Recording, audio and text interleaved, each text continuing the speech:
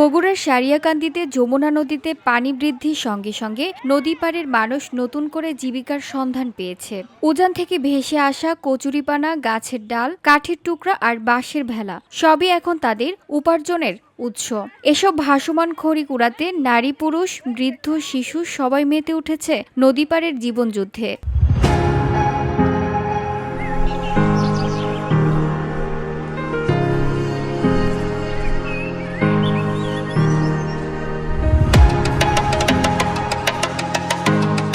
উপজেলার কালীতলা হাট পয়েন্ট ও ধাপগ্রাম ঘুরে দেখা গেছে সকাল থেকেই নদীর পাড়ে জমে উঠেছে মানুষের ভিড়। কেউ হাতে বালতি ও গামছা নিয়ে তীরে দাঁড়িয়ে, আর কেউ নৌকা নিয়ে নদীর বুকে ভাসছে ভাসমান খড়ির খোঁজে। সূর্য ওঠা থেকে ডোবা পর্যন্ত তাদের পরিশ্রম থেমে নেই।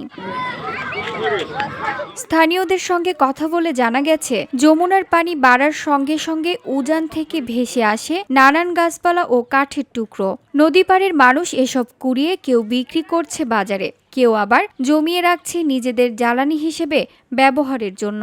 স্থানীয় সূত্র জানায়, বর্তমানে প্রায় ৫ শতাধিক পরিবার এই খড়ি কোরানোর কাজে নিয়োজিত রয়েছে। তাদের কাছে এটি শুধু একটি অস্থায়ী কাজ নয়, বরং বেঁচে থাকার এক অবলম্বন। VOD Bangla news desk.